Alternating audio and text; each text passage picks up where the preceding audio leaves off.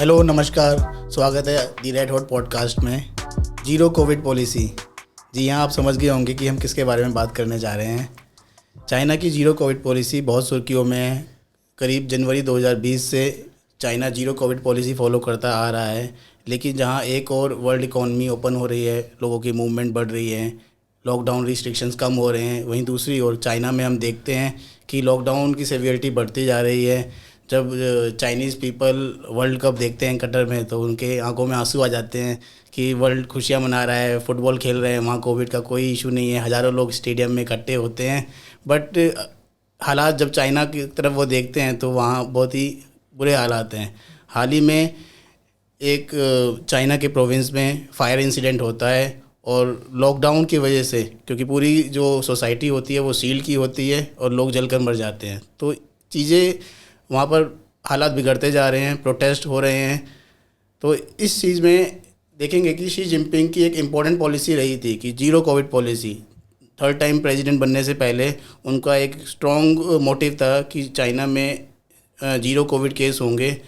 तो लेकिन ये जिस तरीके से इशू उभरा है, एक हेल्थ क्राइसिस जो है एक पॉलिटिकल क्राइसिस में बदलता नज़र आ रहा है, तो आप इस चीज़ को किस तरीके से देखते हैं? क्या zero Covid policy politically motivated है या कोई वाकई में हेल्थ इमरजेंसी है?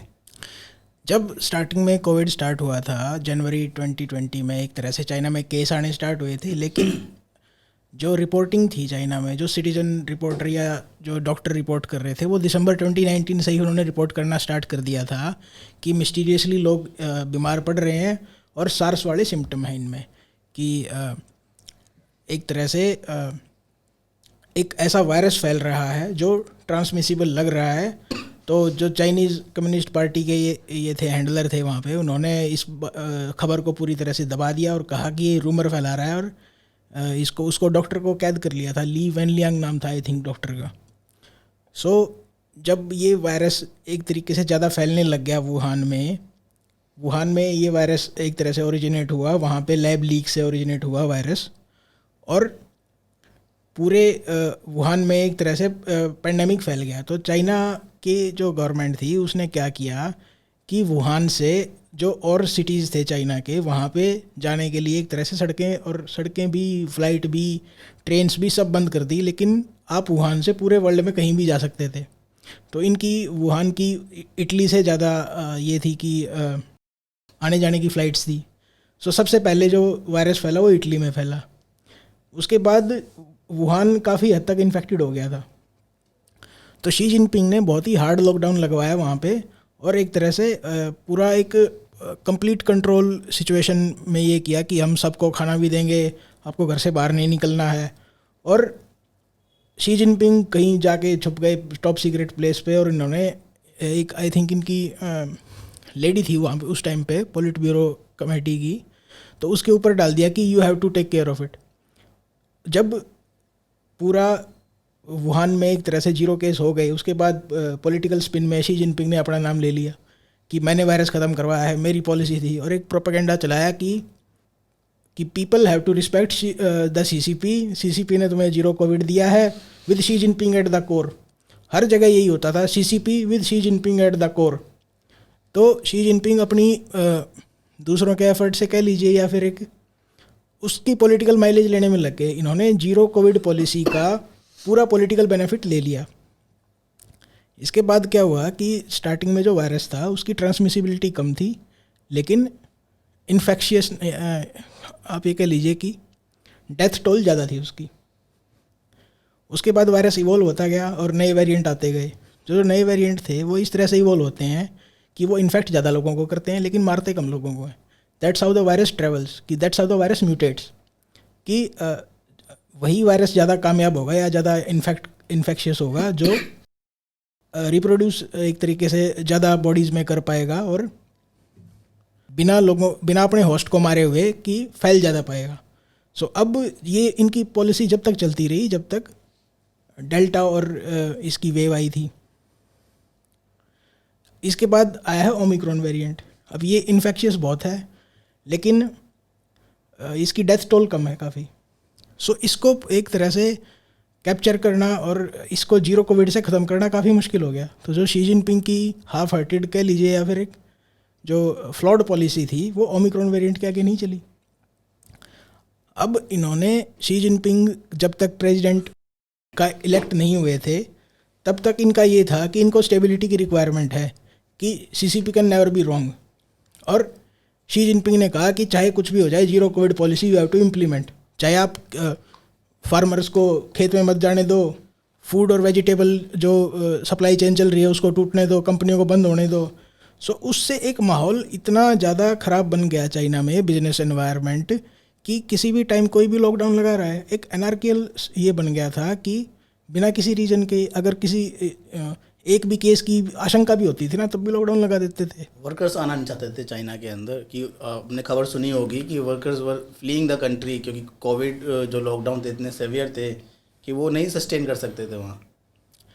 जो ये लॉकडाउन था ये साइंटिफिक तो था नहीं कोई, ये शी जिनपिंग की पॉलिटिकल बैकिंग को बचाने के लिए था। जब आप सीसीपी के पॉलिटिकल स्ट्रक्चर के बारे में बात करते हैं तो वहाँ पे एक तरह से वो कुत्ता काटने वाली मेंटेलिटी होती है कि everyone is after everyone's throat. So she Jinping ने जब क्रेडिट ले लिया जीरो कोविड पॉलिसी का तो वो अब इससे पीछे नहीं हट सकते थे। जैसे ही वो इससे पीछे हटते तो उनकी और सारी अचीवमेंट्स को भुला के और उनको एक तरह से कल कर दिया जाता। सो चाइना में ये है कि you can never be wrong, the emperor can never be wrong, चाहे उसके लिए कितने लोगों को मरना पड़े, लेकिन एम्परर इज़ ऑलवेज राइट या सीसीपी इज़ ऑलवेज राइट। सो अब एक तरह से प्रोटेस्ट हो गया, शी जिनपिंग दोबारा री इलेक्ट भी हो गए। तो शी जिनपिंग या उनकी एडमिनिस्ट्रेशन ने ये बहाना बनाया है कि अब तो प्रोटेस्ट हो रहा है तो लोग खुद डिमांड कर रहे हैं लॉकडाउन को खोलने की, और इन्होंने एक तरह से इस पॉलिसी को हेस्टिली विदड्रॉ कर लिया। और इसका जैसे कि हम आगे पॉडकास्ट में बात करेंगे बहुत इसके ख़राब कॉन्सिक्वेंस होने वाले हैं। तो जिस तरीके से प्रोटेस्ट आ रहे हैं या हो रहे हैं वहाँ पर, तो कुछ लोगों का मानना ये भी है कि वो कंपेयर करते हैं कि 1989 में तिएनमेन स्क्वायर पे जो प्रोटेस्ट हुए थे कहीं दोबारा से ऐसा ना हो जाए। बट एक बात ये है कि चाइना एक बहुत बड़ी कंट्री है, वहाँ पर जो कंट्रोल है, स्टेट कंट्रोल काफ़ी सीवियर है। तो अगर कुछ होता भी है ना, अगर आप मान लीजिएगा 2-3 गलियों में प्रोटेस्ट हो गए या कुछ एरियाज़ में हो गए, तो दूसरे एरिया वालों को नहीं पता कि वहाँ क्या चल रहा है। तो प्रोटेस्ट हुए हैं वहाँ पर, लेकिन एक चीज़ और नज़र आ रही है, अगर आपने नोटिस किया होगा कि जो शी जिनपिंग है, अब ये जो जीरो कोविड पॉलिसी जो जितनी स्ट्रांगली वो फॉलो कर रहे थे उसको अब वो लूज़ करते जा रहे हैं, ईजी पॉलिसी अपना रहे हैं। और कहीं ना कहीं ऐसा भी कहा जा रहा है कि चाइना ये जो ब्लेम है, क्योंकि ऐसा जो स्टैटिस्टिकल मॉडल आ रहे हैं कि एक विंटर वेव आएगी और large number of people will be infected, और काफ़ी डेथ टोल भी ऐसा प्रेडिक्ट कर रहे हैं। अब वो समय बताएगा कि कितने वो मॉडल सही साबित होते हैं। तो एक ब्लेम जो है वो सिटीजन्स की तरफ ट्रांसफ़र किया जा रहा है। तो क्या कहना ये सही होगा कि चाइना जो शी जिनपिंग अपना फेलियर जो है वो सिटीजन्स पर मरने वाले हैं? देखिए, जब हम इनकी हॉस्पिटल इंफ्रास्ट्रक्चर की और इसकी बात करते हैं तो हमें कुछ माइन्यूट डिटेल्स जाननी पड़ेंगी कि चाइना का हॉस्पिटल इंफ्रा कैसे काम करता है। जैसे इंडिया में अगर गवर्नमेंट हॉस्पिटल है तो वो गवर्नमेंट रन होता है, चाइना में government run hospital private run होता है, उसके कॉन्ट्रैक्ट दिए जाते हैं प्राइवेट कंपनीज़ को। हॉस्पिटल गवर्नमेंट है, पॉलिसी गवर्नमेंट की हैं, लेकिन प्राइवेट कंपनीज उसको रन करती हैं। सो उसको ये प्राइवेट कंपनीज जो लोकल सीसीपी बॉडी होती है उसको पैसे खिला के इस तरह से रन करते हैं कि हम सिर्फ उस डिजीज़ का ट्रीटमेंट करेंगे जिसमें प्रॉफिट मार्जिन ज़्यादा हो। सो जो जनरल फिजिशियन की जो वो बात होती है कि भाई एक फीवर को देखने के लिए जो डॉक्टर है वो चाइना में बहुत कम है, और ये आपको प्रोपेगेंडा में ऐसे फ़ोटो दिखाएंगे इतना बड़ा हॉस्पिटल है, ये है, इतनी बड़ी बड़ी फैसिलिटीज़ हैं, और क्योंकि वो प्रॉफिट जनरेटिंग मशीन है एक तरह से। सो चाइना में जो टॉप के 5-10% लोग हैं उनके लिए मेडिकल फैसिलिटी अलग हैं, और जो बॉटम के 90% लोग हैं उनके लिए मेडिकल फैसिलिटी बहुत ज़्यादा अलग हैं। सो एक ये प्रेडिक्ट कर रहे हैं कुछ लोग कि हो सकता है 15 लाख के आसपास लोग वहाँ पे विदाउट एक तरह से उनको मेडिकल अटेंशन ना मिलने के कारण काफ़ी लोग मरेंगे। और चाइना में जैसा आपको पता है विंटर बहुत सीवियर होती है, और एक यहाँ पे कैओस की स्थिति पैदा हो गई है चाइना में। बीजिंग में ना, जैसे अभी बोल रहे हैं पूरे वर्ल्ड से तो कोविड चला ही गया मोस्टली, क्योंकि वैक्सीन लगा दी है सबको। अभी कुछ लोग कह रहे हैं कि चाइना में ये फर्स्ट वेव है, हालांकि इससे पहले चाइना में क्या है, जैसे ही कोई भी नई कंपनी रजिस्टर होती है ना वहाँ पे, ये जो टेस्टिंग कंपनी है, प्राइवेट कंपनी है मोस्टली, तो ऐसे ही वहाँ पे एक आउटब्रेक आ जाता है। जहाँ भी नई कंपनी रजिस्टर होगी वहीं पे एक आउटब्रेक आ जाएगा उसी एरिया में जहाँ पे वो कंपनी रजिस्टर होती है, जिस प्रोविंस में। तो उसी में एक नाम है nucleus gene. Nucleus gene company है, ये टेस्टिंग प्रोवाइड करती है। तो इसमें इसकी 30 सब्सिडरीज हैं हर साल, मतलब शुरू में 5 थी 2020 में, 5 फिर 8 फिर इस साल 12 2022 में। तो ऐसे हर साल सब्सिडरी रजिस्टर करते रहते हैं और ये वहीं पे करते हैं जहाँ भी रजिस्टर इनकी सब्सिडरी रजिस्टर होती है वहीं पे एक आउटब्रेक हो जाता है, केस ज़्यादा आ जाते हैं, केस ज़्यादा आ जाते हैं। और वो कोडिंग सिस्टम है यहाँ पे, कलर कोडिंग सिस्टम है इनका, एक रेड येलो और ग्रीन। अगर आपका कलर कोड ग्रीन है तो ही आप ट्रैवल कर सकते हो, वो सब रेस्ट्रिक्शन थी।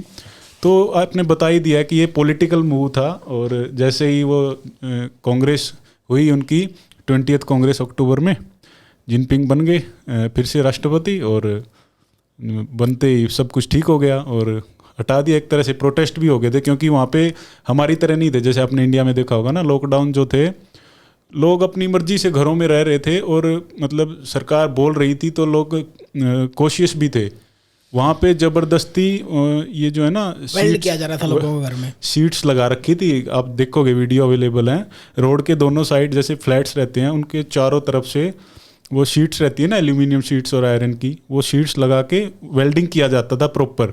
इसलिए तो वो फायर इंसिडेंट होता है कि जब फायर लगती है तो ना कोई अंदर जा पाता है और बाहर से निकल भी नहीं पाता है और एक डिजास्टर होता है वहाँ पर। और जो वो उनकी फायर ब्रिगेड आती है तो क्योंकि गाड़ियाँ इतने दिनों से बंद थी, कोई जा नहीं रहा था, वो गाड़ियाँ पार्क थी, वो हटा ही नहीं सकते थे उनको क्योंकि वो पूरी गाड़ियाँ वहीं पार्किंग में थी। तो जो वो थी ना फायर ब्रिगेड, तो उसकी जो वीडियो आ रहे हैं कि वहाँ तक पहुँच ही नहीं पा रही थी। जो पानी था बिल्डिंग में जहाँ पे आग लगी हुई थी वहाँ पे पहुँच ही नहीं पा रहा था वो, क्योंकि वो रास्ता ब्लॉक हो रखा था पूरा। तो ये जो फायर इंसिडेंट था ना, इससे वहाँ पे एक ये कह रहे हैं कि वाइट पेपर रेवोल्यूशन स्टार्ट हुआ। स्टूडेंट्स ने मेनली प्रोटेस्ट स्टार्ट किए, हालांकि वो फिजिकली डिस्टेंस थे, अलग अलग यूनिवर्सिटीज़ में थे स्टूडेंट, लेकिन उन्होंने एक सिंपल A4 पेपर लेके ऐसे प्रोटेस्ट किया कि ताकि उन पर सेडिशन चार्ज ना लग पाए कि हम तो कुछ कह ही नहीं रहे एक तरह से।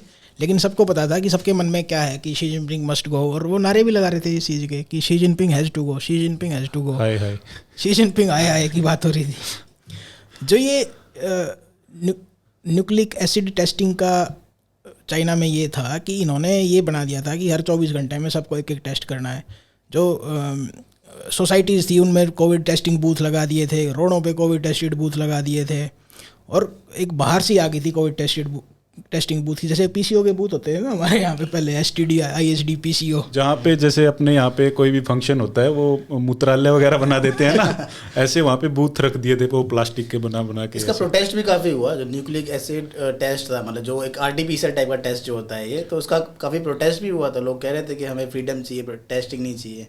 सो ये जो इन पे जो ये बाहर आया कि एक साजिश चल रही थी इसमें टेस्ट न्यूक्लिक एसिड टेस्टिंग में।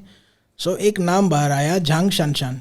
तो ये झांग शानशान जो है ये जो कंपनी है Shenzhen nucleic gene technology company, तो इनके जो एक कपल हैं वो इनके फाउंडर हैं, वो उनकी बेटी है। सो उनके नाम पे हर स्टेट में एक तरह से न्यूक्लिक एसिड टेस्टिंग की लेबोरेटरी रजिस्टर करवाई जा रही थी।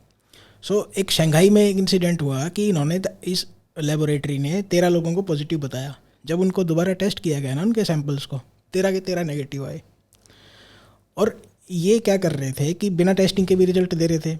जब एक दो बार जो डिसिप्लिनरी कमेटी ने चेकिंग करी तो जो इनका ये था सैंपल था वो टेस्ट ही नहीं हुआ था, लेकिन रिजल्ट पहले ही दे दिया, तो वो अकड़ पकड़ करके रिजल्ट दे रहे थे, लेट्स सी कौन पॉजिटिव आता है। और इनके एक तरह से 12 वायोलेशन आए हैं 3 साल में, लेकिन पैसे छाप रहे हैं खूब दबा के, RMB छाप रहे हैं दबा के। ये एक तरह से इकोनॉमिकल ग्रोथ का मॉडल बना दिया इन्होंने न्यूक्लिक एसिड टेस्टिंग को। तो ये तो चर्चा का मतलब वहाँ पर एक माहौल बना हुआ है कि जो कोविड टेस्टिंग कंपनी है एक बहुत अच्छा प्रॉफिट छाप रही है। वो लोग कह रहे हैं, एक जोक चल रहा है वहाँ पर कि ओमिक्रॉन की जो स्प्रेड जिस स्पीड से वो बढ़ रहा है ना, उससे ज़्यादा स्पीड से तो कंपनियाँ प्रॉफिट छाप रही हैं वहाँ पर। ये तो चाइना में हमेशा से ही होता है। चाइना ने एक तरह से सारे वर्ल्ड को पता है कि एक वायरस था वुहान लैब में, वो निकाल के वर्ल्ड को गिफ्ट में दिया, ये लो भाई, और फिर मास्क और PPE किट ये सब भी बांट दिए, और फिर एक वैक्सीन भी बनाई जिसका नाम था साइनोवैक, अभी पता नहीं वो कितनी कारगर है कितनी नहीं। उनके खुद के जो लोग हैं वो तो लगवा नहीं रहे हैं उसको, किसी बहुत कम लोगों ने लगवाई है और उसकी जो एफिकेसी है वो भी बहुत कम बोल रहे हैं। और बाहर से जो वैक्सीन आनी थी, या मतलब फाइजर थी वेस्ट से, फाइजर और मॉडर्ना, बायोएनटेक, एस्ट्राजेनेका, ये सब इन्होंने प्रोपेगेंडा के वॉर के थ्रू अलाउ ही नहीं की। मतलब बोला, क्योंकि मोस्टली क्या रहता है, किसी भी कंट्री को अपने उनको वैक्सीन देने के लिए पैसे तो ले नहीं सकते उनसे, क्योंकि जैसे इंडिया था इनका सबसे बड़ा पड़ोसी है, वो फ्री में लगा रहा था सबको। तो चाइना ऐसे इतने लोगों को फ्री में कैसे लगाए, वो भी इम्पोर्टेड वैक्सीन। तो इन्होंने बोला नहीं नहीं, वो जो फाइजर वगैरह वैक्सीन है ना, ये इतनी अच्छी नहीं है और इनसे तो वायरस फैलता है, दूर नहीं होता है। इन्होंने ये भी कहा था कि ये ना वेस्टर्न लोगों के लिए बनाई हुई वैक्सीन है, अगर चाइनीज़ लोगों को ये वैक्सीन लगाई जाएंगी ना तो उनके साथ रिएक्ट कर सकती हैं वो। और ये कि हमारी क्यों चाइनीज़ लोगों की बॉडी अलग होती है और पता नहीं पाकिस्तान वालों से मिलती है या नहीं, तो चाइनीज़ पे तो सूटेबल नहीं हो पाएगी वो वैक्सीन। तो जैसे हमारे यहाँ कुछ मजहब के, स्पेशल मजहब के लोगों ने कहा था कि इससे नपुंसकता फैलती है और ये तो जानबूझ के लगा रहे हैं हम हमारे धर्म के लोगों को, तो वैसा ही कुछ वहाँ पे हुआ है। अब क्या है, चाइना में वैक्सीन की तो कोई बात ही नहीं कर रहा। जैसे कुछ लोग ये करें ना, अब शी जिनपिंग को होश आ गया है, साइंटिफिकली ड्रिवन चीज़ें कर रहे हैं। भाई वैक्सीन भी तो लगानी होती है ना, बिना वैक्सीन के आप कोविड को कैसे कंट्रोल करोगे? लेकिन वैक्सीन ही कोई बात नहीं करेगा। अब जैसे ये एक प्रोटेस्ट हो रहा था और एक लोगों में जो केओस और डिसइंफॉर्मेशन की जो भावना आई ना, वो उसका एक एग्जांपल बताता हूँ मैं आपको। इनके चीफ एपिडेमियोलॉजिस्ट हैं CDC पे, चाइनीज़ डिजीज़ कंट्रोल सेंटर, उनका नाम है वू जेनयू। तो वू जेनयू थोड़े दिन पहले क्या कह रहे थे, पिछले महीने में नवंबर में, वो ये कह रहे थे कि ओमिक्रॉन जो वेरिएंट है उसके लॉन्ग टर्म हेल्थ कॉम्प्लिकेशन बहुत ज़्यादा हैं, तुम्हारा लीवर ख़राब हो सकता है और तुम्हें पता नहीं क्या क्या बीमारियाँ हो जाएंगी। दिसंबर 7 को उन्होंने स्टेटमेंट दी कि तुम्हें कुछ नहीं करना, थोड़े से बीमार होगा, रेस्ट लेना और पानी पीना, तुम ठीक हो जाओगे। तो ये इतना ज़्यादा लोगों में ये फैल गया ना डर कि थोड़े दिन पहले तो ये कुछ कह रहा था, अब कुछ कह रहा है। ये गवर्नमेंट की साजिश तो नहीं है हमें मारने की। सो ये एक लोगों में कन्फ्यूजन और सीरियस डिस्ट्रस्ट फैल गया है और इससे जो कॉन्सिक्वेंस हुआ है ना इसका, अब लोग क्या कर रहे हैं कि मेडिसिन होर्ड कर रहे हैं। और पूरे चाइना में ना तो आपको एंटीबायोटिक मिल रही है कहीं पे, ना आपको फीवर मेडिसिन मिल रही है कहीं पे। और जैसा मैंने पहले बताया, जनरल फिजिशियन वहाँ पे बहुत कम है।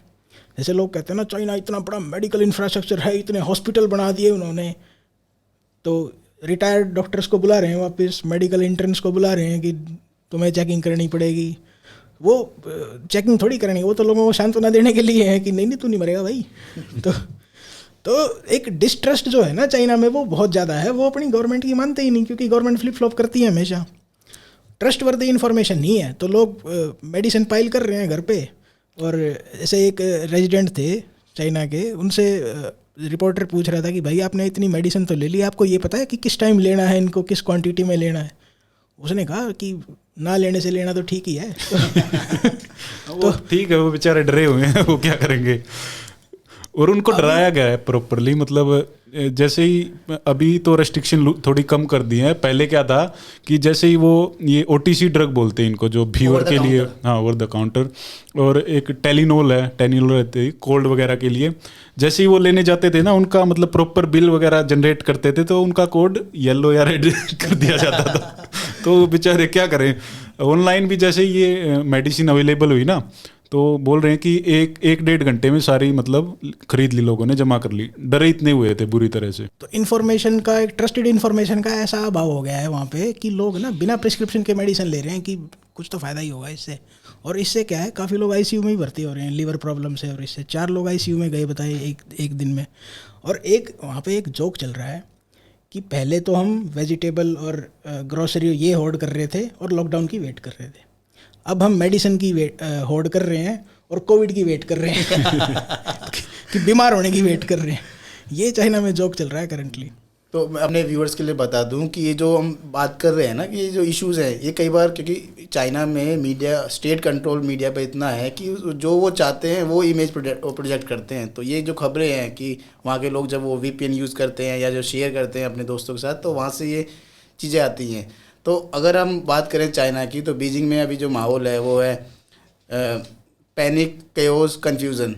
अगर आप देखेंगे दिसंबर 2019 में सबसे पहले कोविड रिपोर्ट होता है चाइना में, अभी चल रहा है दिसंबर 2022, फिर से वहाँ पर लार्ज नंबर ऑफ केसेस मिल रहे हैं। तो कहीं ना कहीं ये भी कहा जा रहा है कि एक फेल्ड इम्यूनाइजेशन भी इसका रीज़न हो सकता है। अभी जो हालात वहाँ बताए जा रहे हैं कि जैसा कि हमारे साथियों ने शेयर किया कि चाइना गवर्नमेंट जो है वो रिटायर्ड मेडिकल ऑफिशियल्स और स्टूडेंट्स से रिक्वेस्ट कर रहा है कि वो आएँ और लोगों की हेल्प करें। आप देख सकते हैं वहाँ पर सिमेट्री के बाहर एक लंबी लाइन लग रही है, हॉस्पिटल्स ओवर क्राउडेड हो रहे हैं और एक डर का माहौल बना हुआ है। तो इस चीज़ में जब वो एक सवियर लॉकडाउन है तो वहाँ सिचुएशन किस तरीके से है? तो क्या लोग बिल्कुल बाहर नहीं निकल रहे हैं या वो एक कलर कोड के हिसाब से वहाँ चल रहा है सब कुछ? देखिए, पहले क्या था, एक बहुत ज़्यादा टाइट कंट्रोल था और सब कुछ एक ऑर्डरली तरीके से चल रहा था, चाहे वो ऑर्डर लोगों के हित के खिलाफ हो। लेकिन एक सर्टेन एक सेंसिटिविटी थी या एक सेंसिबिलिटी थी लोगों को, एक लोग प्रेडिक्ट कर सकते थे कि ये तो सबको रोकेंगे बाहर जाने से। तो एक ऑर्डर था चीज़ों में। अब क्या है, अब एक फ्री वो हो गया है कि कोई भी कुछ भी कर रहा है, क्योंकि क्लियर इंस्ट्रक्शन तो दी नहीं है शी जिनपिंग ने। क्योंकि क्या है, क्लोज डाउन करने की तो क्लियर होती है इंस्ट्रक्शन, सब कुछ बंद कर दो, लेकिन ओपन करने की क्लियर नहीं होती इंस्ट्रक्शन। और इससे अब कैओस वाली स्थिति बन गई है। जैसे कुछ लोग बीजिंग में खास करके ये डर रहे थे कि अब क्या हो रहा है कि रेस्ट्रिक्शन तो है नहीं, तो ये नहीं पता आप बाहर किसके साथ जा रहे हो, कि ये नहीं पता चल रहा लोगों को ये पॉजिटिव है नेगेटिव है। तो ये लोग ये कह रहे हैं कि अब क्या हो गया है कि पॉजिटिव लोग तो बाहर जा रहे हैं काम करने और नेगेटिव लोग छुपे बैठे हैं। जी, जो कोविड इन्फेक्टेड नहीं है ना, वो अपने घर पे बैठे हैं और पॉजिटिव लोग बाहर जा रहे हैं। ये वो वाली बात होगी जैसे ज़ॉम्बी एपोकलिप्स वाली मूवी में होता है ना, कि ज़ॉम्बी बाहर फ्रीली घूम रहे होते हैं और जो नॉन इन्फेक्टेड लोग होते हैं वो छुप के बैठे होते हैं घर में। सो ये चल रहा है करंटली चाइना में कि लोग डरे बैठे, डरा तो इन्होंने ऐसा रखा है कोविड से, तुम मर जाओगे, तुम्हारी पता नहीं क्या क्या हो जाएगा तुम्हें कोविड से। और लोगों के मन में एक भय है वो नॉन एग्जिस्टेंस का, क्योंकि थ्रेट दिख तो रहा नहीं, तो वायरस दिखता थोड़ी है किसी को। अगर किसी के विजिबल हो सामने कि ऐसा ऐसा वायरस है तो लोग कह रहे हैं हाँ इसको तो मार सकता हूँ मैं। लेकिन जो थ्रेट दिखता ही नहीं है और आपके मन में बिठा दिया गया है कि बहुत बड़ा थ्रेट है, तो how can you deal with that? जो स्ट्रेस है उसके साथ आप कैसे डील करोगे? और एक वहाँ पे जो ओल्डर पॉपुलेशन है, ये वो पॉपुलेशन है जो अपने टाइम पे रेड गार्ड होते थे। तो शी जिनपिंग की उम्र के लोग हैं ना, ये रेड गार्ड थे माओ के टाइम में। और कल्चरल रेवोल्यूशन का फ़ायदा इन्होंने उठाया है। 10-12 साल तक ये स्कूल कॉलेज में नहीं गए। सो ये लोग अड़ियल घोड़े हैं वहाँ पे, इन्होंने किसी ने वैक्सीन लगवाई भी नहीं रखी। सो शी जिनपिंग को पता है कि वो खुद इस उम्र का है, उसको पता है कि ये वैक्सीन नहीं लगवाएंगे। सो जिनपिंग जीरो कोविड पे एक तरह से ज़्यादा फोकस इसलिए भी कर रहे थे, उनको पता था ये सारे मरेंगे वायरस से। क्योंकि उस जो इनका फॉर्मेशन ईयर्स थे, जो इनकी टीनेज या एडल्टहुड ईयर्स थे, उस टाइम पे न्यूट्रिशन मिला नहीं है इनको। तो ये एक तरह से इनकी हेल्थ बहुत डाउन है। जैसा एक फूड इनसिक्योरिटी थी उस टाइम पे, माओ के टाइम पे चाइना में।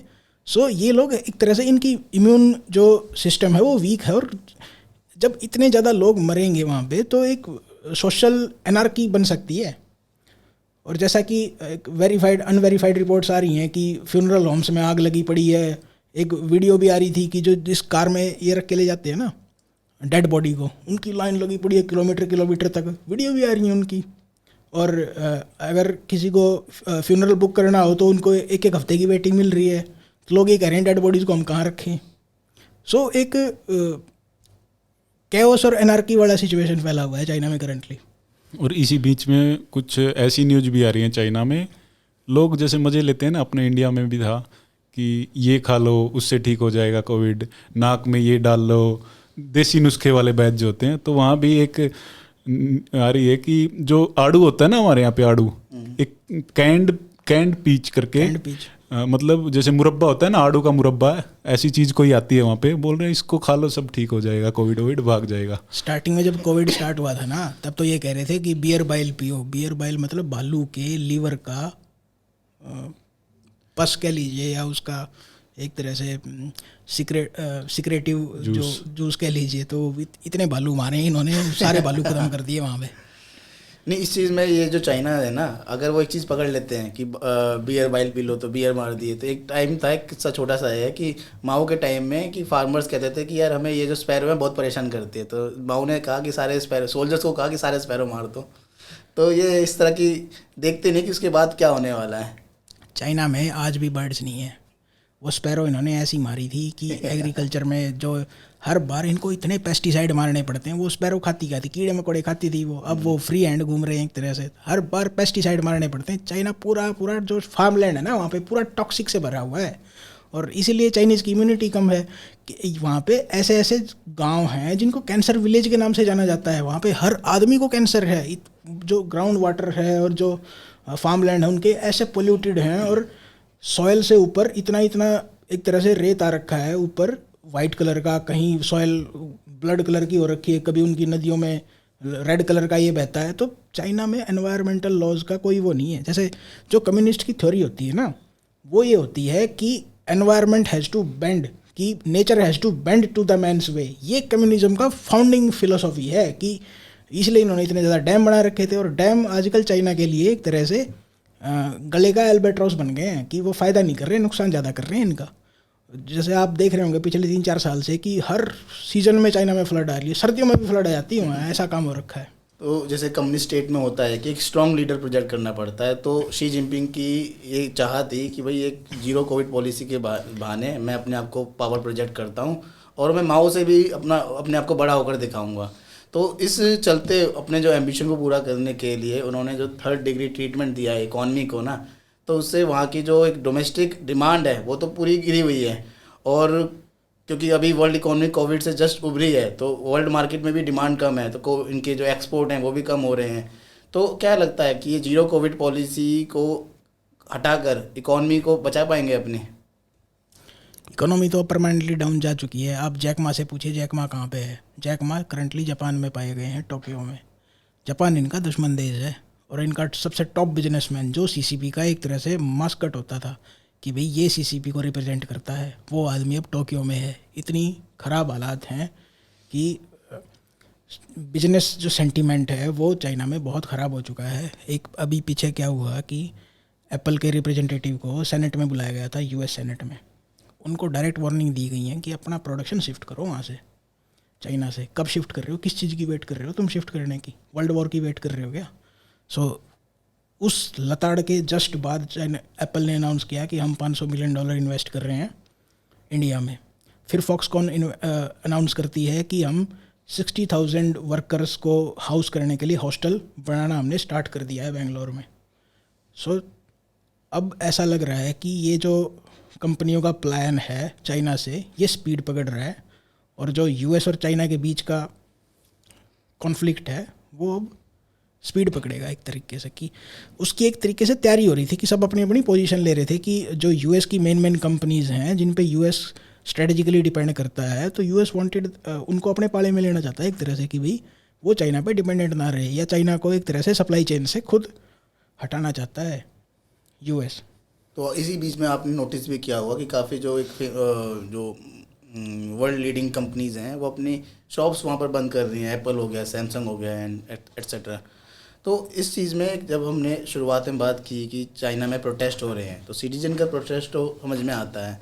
एक इंटरेस्टिंग और प्रोटेस्ट देखता है कि एक दाबाई करके आता है कि दाबाई प्रोटेस्ट कर रहे हैं, वो छत के ऊपर खड़े हो गए हैं, धमकी दे हम गिर जाएंगे, कूद जाएंगे।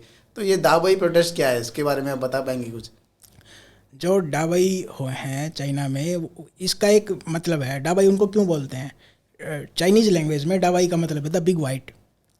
सो ये जो पीपी किट पहने होते हैं, कोई भी वॉलंटियर होता है या पुलिसमैन होता है या कोई ऑपरेटर होता है, कोई भी कुछ भी होता है, उसको डाबाई बोलते हैं। सो अब क्या हुआ कि इन्होंने ऐसा बता रहे हैं 1 करोड़ के आसपास डाबाई रिक्रूट कर रखे थे पूरे चाइना में, और ये एक तरह से जीरो कोविड पॉलिसी को इम्प्लीमेंट कर रहे थे बिना किसी रूल के, बिना किसी लॉ को फॉलो किए हुए, कि भाई बस इम्प्लीमेंट करना। आप किसी के घर पे ताला लगाओ, किसी के घर को वेल्ड कर दो, किसी को चेन से बांध दो, कोई एल्यूमिनियम की शीट लगा दो, कोई बाहर ना निकलने पाए, किसी के घर के आगे सरिया गाड़ दो, उनको वेल्डिंग कर दो, और ये घर के ताले तोड़ दो।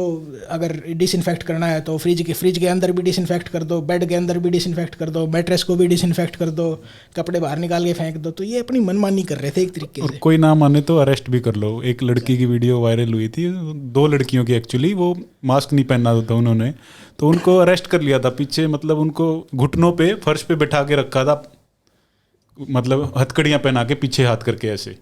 तो वो भी पावर है उनके पास। अब क्या हुआ है कि जीरो कोविड तो हो गया ख़त्म, सो जो दवाई हैं वो अपनी सैलरी मांग रहे हैं उनसे, मांगेंगे भाई। जो लोकल गवर्नमेंट है कि भाई तुमने रिक्रूट किया था हमें, हमारी सैलरी दो। लोकल गवर्नमेंट क्या कह रही है दवाई से कि पहले तो जीरो कोविड था या कोविड था, अब शी जिनपिंग ने कहा है देयर इज़ नो कोविड। तो जब कोविड ही नहीं है तो तुम सैलरी किस बात की मांग रहे हो?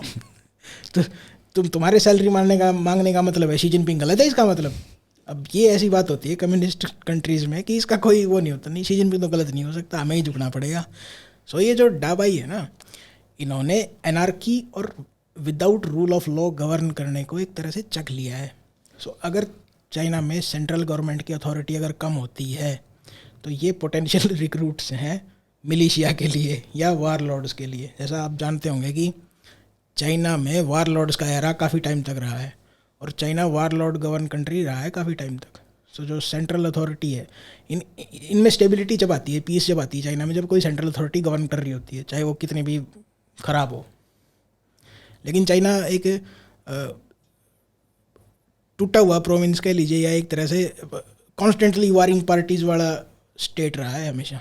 इनकी हिस्ट्री देखेंगे तो जो इनकी सबसे इम्पोर्टेंट किताब है इनकी हिस्टोरिकली, वो है रोमांस ऑफ थ्री किंगडम्स, और वो इस चीज़ पे है कि ऐसी 3 किंगडम थी जो हमेशा आपस में लड़ती रहती थी। ये तो इनकी हिस्ट्री की सबसे मेन बुक है एक तरह से। So China war Lord country रहा है और दवाई पूरी तरह से ट्रेनिंग ले चुके हैं वार लॉर्ड के लिए लड़ने की। सो देखो फ्यूचर क्या होता है इसका। तो अभी शी जिनपिंग जो है एक बड़ी मुसीबत में फंस गए हैं कि इधर ज़ीरो कोविड पॉलिसी का मैंने एक चूरन दिया था अपने सिटीजन्स को और प्रोटेस्ट भी हो रहे हैं। तो आपने नोटिस किया हुआ अभी कुछ टाइम पहले जब ये प्रोटेस्ट हो रहे थे तो शी जिनपिंग कहते हैं कि मैं सऊदी अरेबिया जा रहा हूँ, बहुत सारे एग्रीमेंट करूँगा, और जब ये एग्रीमेंट होते हैं तो कुछ रियल सब्सटेंस नहीं मिलता इसमें। एक तरह का एक डोमेस्टिक पब्लिक को एक मैसेज देना था कि चाइना की पावर बढ़ गई है, वर्ल्ड लीडर उसकी रिस्पेक्ट कर रहे हैं, और एक चाइना सऊदी पाकिस्तान एक्सिस बनाएंगे, हम अमेरिकी और इंडियन से को टैकल करेंगे। तो अभी आपने देखा जब ये इतने हालात बिगड़ रहे हैं तो आपने नोटिस किया होगा कि इंडियन बॉर्डर पर अरुणाचल में एक ट्रूप मूवमेंट है, क्लैशेस की खबरें आ रही हैं, और साथ में इधर ये ताइवान की तरफ भी न्यूक्लियर कैपेबल एयरक्राफ्ट भेजते हैं। तो ये क्या स्ट्रेटजी इनकी चल रही है अभी, ये रियल में सीरियस है या एक डाइवर्जन टैक्टिक है? जो ये अरुणाचल सेक्टर है तो ये चाइना के वेस्टर्न थिएटर कमांड में नहीं आता, ये सेंट्रल थिएटर कमांड में आता है चाइना के, और शी जिनपिंग इसको डायरेक्टली मॉनिटर करते हैं। सो इसको हमें एक तरह से सीरियसली लेने की ज़रूरत है इस मैसेज को। अब जब चाइना में इंटरनल कैओस चल रहे हैं तो शी जिनपिंग क्या चाहते हैं कि डिस्ट्रैक्शन करना, डाइवर्जन करना। इसलिए उन्होंने अपने स्टंट एक ट्राई किया कि let's try another Galwan stunt, और इनको ऐसी मार पड़ी ऐसी कि अब एक तरह से पूरे वर्ल्ड में ऐसी जो बेइज्जती हुई है ना, हो सकता है कि यूएस वाले इसको एक पॉजिटिव या वे में ले जाएं और वो ही कहें कि अब तो चाइना का भूत हम बनाएंगे। आपको ये समझना चाहिए कि चाइना हमारा एडवर्सरी है, चाइना हमारा एनिमी नहीं है। चाइना और यूएस एनिमी है, हमें उनकी फ़ाइट में नहीं पड़ना चाहिए। Let them fight it out. हमारे साथ चाइना सिर्फ एक आर्म रेसलिंग करता है बार बार, ये अपनी पब्लिक को ये दिखाने के लिए कि we are still more powerful than India. At least हम इंडिया से तो पावरफुल हैं, यूएस से कम्पीट नहीं कर पा रहे तो क्या हो गया।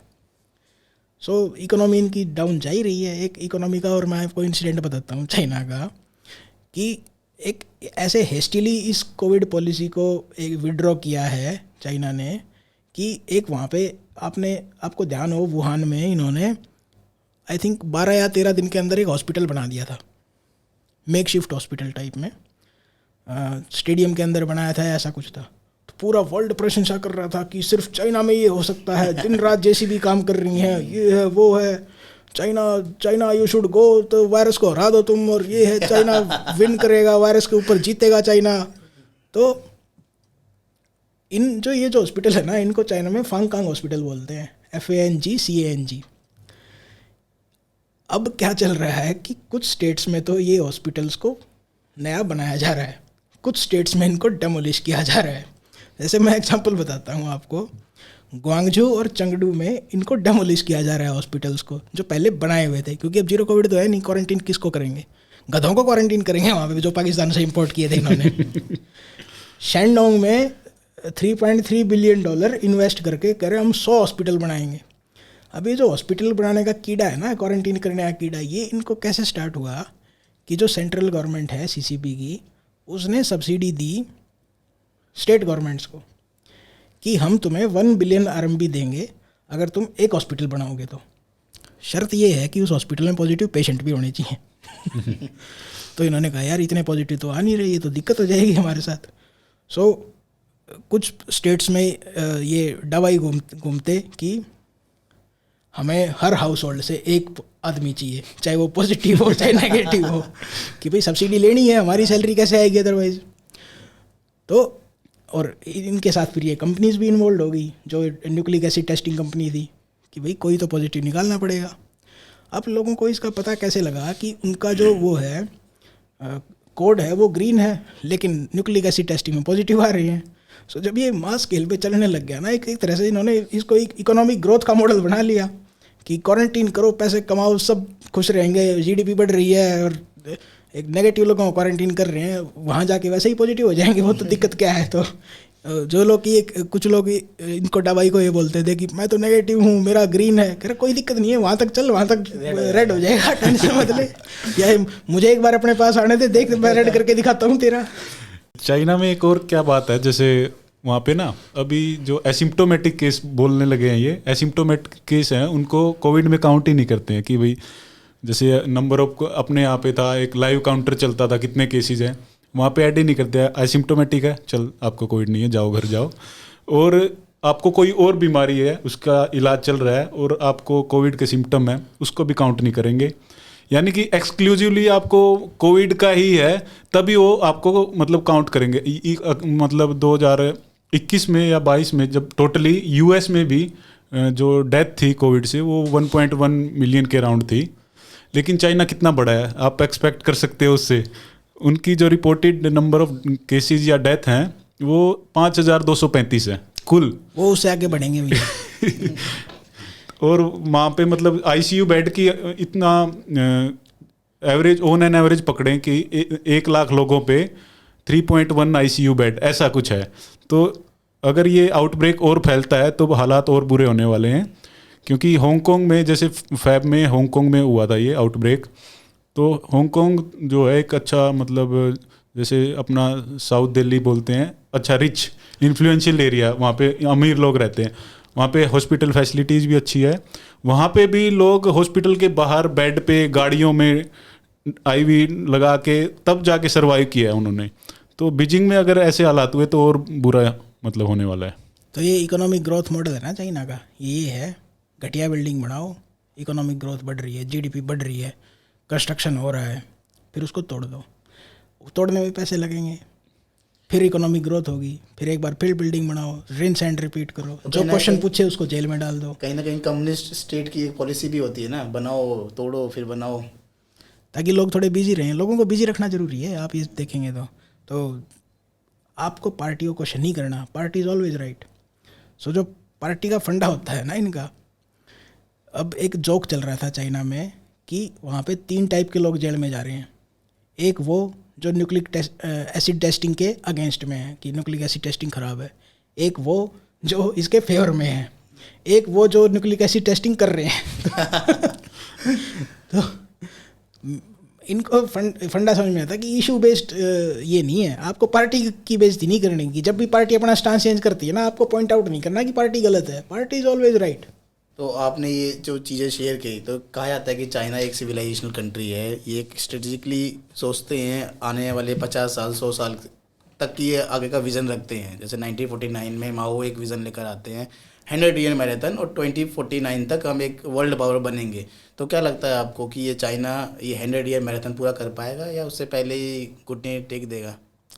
ये एक प्रोपेगेंडा चला रखा था कि चाइनीज़ लॉन्ग टर्म थिंकर हैं, इतना आगे का सोचते हैं, और 50 साल आगे की इन्होंने अभी से सोच के रखी है कि ये फ्यूचर प्रेडिक्ट कर सकते हैं चाइना वाले। अगर आप चाइनीज़ न्यूज़ को 2 साल भी फॉलो करेंगे ना, तो CCP क्या करती है कि जो भी करंटली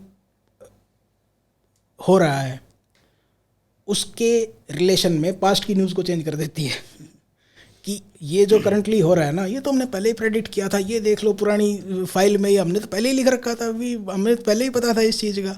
तो ऐसे सीसीपी लॉन्ग टर्म थिंकिंग अपनी बनाती है। और पार्टी इज़ ऑलवेज राइट कि आप ये बुक पढ़ना, पहले बात जो इसकी 1945 में जॉर्ज ऑरवेल ने बुक लिखी थी ना, उस बुक में अच्छी तरह से बता रखा है कम्युनिज्म कैसे ऑपरेट करता है, कि पास्ट में जाके आपको न्यूज़ चेंज करनी पड़ती है। That's how you can be always right, so that कि कोई आपको क्वेश्चन ना कर पाए। ये चाइनीज़ प्रोपेगेंडा है, और नैरेटिव बनाने में तो माहिर हैं ये। कि चाइनीज़ की जो स्पेशलिटी है ना, वो ये है कि एक कंट्रोल करना और इंफॉर्मेशन को बाहर ना निकलने देना, चाहे कितना भी ये चल रहा हो। जैसे ये इनके जो सीसीपी के एम्प्लॉई हैं, ये कोई इलेक्टेड ऑफिशियल्स को तो रिप्रेजेंट करते नहीं। सो ये सिर्फ अपने बॉस को हैप्पी करने के लिए कोई किसी भी जुल्म के लिए तैयार हैं। और सीसीपी में कोई थोड़े बहुत एम्प्लॉई नहीं है, आई थिंक 7 के 8 करोड़ के आसपास एम्प्लॉई हैं इनके। सो ये एक तरह से माफिया गवर्नमेंट है, और ये माफिया की तरह ही ऑपरेट करती है।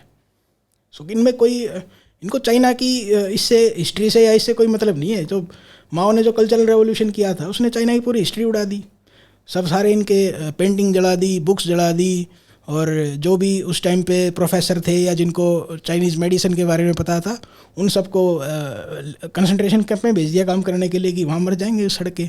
तो वो नॉलेज पास ही नहीं कर पाए। एक तरह से इन्होंने एक तरह से घुटने काट दिए चाइनीज़ इसके सिविलाइजेशन के। तो अब कोई चाइनीज़ सिविलाइजेशन नहीं है। सही सिविलाइजेशन तो जो है वो ताइवान में बची हुई है थोड़ी बहुत, अदरवाइज कोई सिविलाइजेशन नहीं है वो चाइना की। जैसे आपने बोला ना कि 50 साल आगे सोचते हैं, तो मेरा ये मानना है कि आगे का तो इन्होंने सोचा ही था।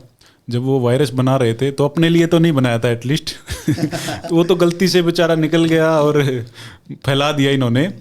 वायरस जो बनाया था इसीलिए इकोनॉमी को देखते हुए ही बनाया था इन्होंने, कि इसको फैलाएंगे। और मास्क और पीपी किट पहले ही बनाते थे, इनको पता था अभी वर्ल्ड को देना है तो हम ही देंगे सबसे पहले।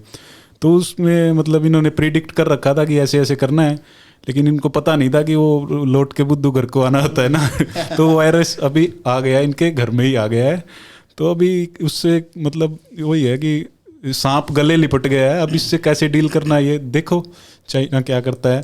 और इन्होंने उसमें भी जो वैक्सीन था ना, वैक्सीन बनाई थी इन्होंने साइनोवैक, वो बहुत से देशों को दी। मतलब सबसे पहले झंडा बुलंद किया, चाइना ने वैक्सीन बना ली सबसे पहले बनाई थी, ये लो तुम भी लो। तो वहाँ भी मतलब जो अमीर देश थे और अफोर्ड कर सकते थे उन्होंने पैसों में ले लिया, और जो बेचारे गरीब थे तो वहाँ पे इन्होंने सोची कि चलो वैक्सीन पॉलिटिक्स खेलते हैं अभी। तो एक गरीब सा देश है बेचारा निकारागुआ, उन्होंने बोला कि दे दो भाई हमें भी वैक्सीन चाहिए। तो बोला अच्छा पैसे हैं, बोला नहीं है, ठीक है फिर ऐसा करो, जो आप ताइवान को मानते हो ना कि ताइवान अलग है चाइना से अलग है, तो वो ट्रीट करना बंद कर दो। वो बेचारों ने वैक्सीन के लिए बोला ठीक है ताइवान चाइना का ही पार्ट है, हमें वैक्सीन दे दो, उनको वैक्सीन मिल गई। ऐसा ही उन्होंने कोशिश किया कि पैराग्वे के साथ भी करे, पैराग्वे ने मना कर दिया, चलो भाई ऐसे नहीं है जो इनका सबसे पहले वैक्सीन का भंडा फूटा था ना, वो सेशेल्स में फूटा था। उन्होंने कहा 2 वैक्सीन लगा दी, फिर भी कोविड के केस आ रहे हैं, वैक्सीन है क्या, तुम पानी बेच रहे हो क्या हमें। सो चाइना के बारे में ये कह रहे थे कि जो कोविड टेस्टिंग है ना, वो एक मेन पिलर बन गया है इकोनॉमी का। तो अब जब तक कोविड टेस्टिंग चलती रहेगी ना, आउटब्रेक कभी ख़त्म नहीं होगा, क्योंकि फॉल्स पॉजिटिव लाते रहेंगे ये। क्योंकि अब तो भाई जीडीपी चाहिए तो कोविड टेस्टिंग करनी पड़ेगी दिन रात। जैसा कि आपने शेयर किया कि जो मेक शिफ्ट हॉस्पिटल बनाते हैं और एक रिकॉर्ड टाइम में तैयार कर देते हैं, तो वर्ल्ड जो लोग हैं, जो कुछ वो लोग हैं, कहते हैं कि wow China you can do it, you should go kill the virus. तो इसमें एक चीज़ ये भी आती है कि कई लोग जो है ना चाइना को समझते नहीं है, वो समझ नहीं पाए कि चाइना की क्या एक मेंटेलिटी है, एक डिसेप्शन जो है ना वहाँ पे एक मेन चीज़ है कि वो करते कुछ हैं दिखाते कुछ हैं, और जो मीडिया कंट्रोल कितना है, जो वो दिखाना चाहते हैं वही वर्ल्ड व्यूअर्स तक पहुँचता है। तो इसमें एक चीज़ ये भी है कि अभी जब तवांग का वीडियो आता है तो कई चाइनीज़ प्रेमी लोग हैं, पाकिस्तानी प्रेमी, तो कहते हैं कि यार ये तो पुराना वीडियो है। ये इंपॉर्टेंट नहीं है वीडियो पुराना है, जो पहले क्वेश्चन उठा रहे थे गलवान में कि गलवान से है कि उनको ये दिखना चाहिए कि जो चाइनीज़ उनकी ठुकाई कैसे हुई है वो इम्पोर्टेंट है। तो वीडियो पुराना होने से ठुकाई चेंज थोड़ी हो जाएगी, वो तो ठुकाई है। और जिन डंडों से पिटाई हुई थी ना, वो सेक्रेट हो चुके हैं, उनको तो यहाँ एक म्यूजियम में या लोगों को दिखाने के लिए रखने चाहिए कि इन डंडों से जो चाइनीज़ सोल्जर्स की पिटाई हुई। तो जब ये वायरस शुरू होता है तो लोग कहते हैं कि थैंक गॉड ये मतलब चाइना में हुआ है, चाइना कंट्रोल कर लेगा। तो अभी लोगों से ये कहना चाहिए हमें कि उनको पाकिस्तान नहीं भेजना चाहिए, उनको चाइना भेजना चाहिए कि जाओ आप, if you love so much about China ना, तो आप चाइना जाकर देखिए, फिर पता चलेगा। अभी जब ये वायरस आया तो एक जोक चलता था कि 0 कोविड पॉलिसी है, अगर 10 लोगों को आज टेस्ट हुआ सुबह तो अगले दिन भी 0 कोविड है, लेकिन 10 लोग नहीं बचे वहाँ पर, लोग 8 हैं।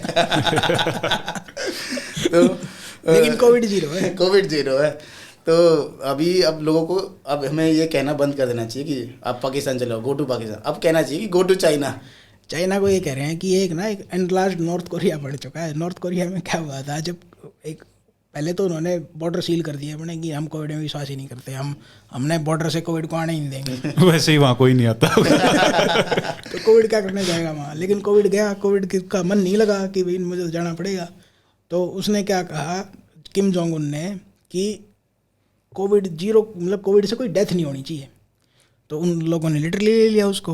उन्होंने कहा कि कोविड से डेथ नहीं होनी चाहिए, गोली से तो कहा नहीं उसने। तो इनको गोली मार दो। कोविड से तो नहीं मरेंगे एटलीस्ट। तो ये इस कंसेप्ट पे चलते हैं कि बिल्कुल जो पार्टी से इंस्ट्रक्शन आ गई ना लिखी हुई, टू द टी फॉलो करना है उसको, दिमाग नहीं लगाना अपना। दिमाग लगा लिया तो फिर आबादी आ जाएगी या एक तरह से अच्छा माहौल बन जाएगा। दिमाग नहीं लगाना है पाकिस्तान की तरह। ये चल रहा है चाइना में करंटली। सो बहुत बहुत आभार एक ग्रेट इंसाइट देने के लिए कि चाइना में जो करंट हालात हैं वो किस तरीके के हैं। 0 कोविड पॉलिसी एक पॉलिटिकल पर्पस ज़्यादा दिखता था, जिसमें माओ को अपने आप को प्रोजेक्ट करना था कि वो शी जिनपिंग को प्रोजेक्ट करना था कि वो माओ से भी ऊपर हैं, और एक 3rd टाइम प्रेसिडेंट बनना था, जिसमें उन्होंने अपने आप को लाइफ टाइम प्रेसिडेंट डिक्लेयर कर दिया। तो अभी ये देखना इंटरेस्टिंग होगा कि चाइना क्या एक 100 ईयर मैराथन पूरा कर पाएगा। जो स्ट्रेटजिक थिंकिंग की जो लोग प्रशंसा करते हैं, क्या वो वाकई में सच होगा। हमारे व्यूअर्स को धन्यवाद for watching the red dot podcast. मिलते हैं अगले पॉडकास्ट में, तब तक के लिए जय हिंद, जय भारत।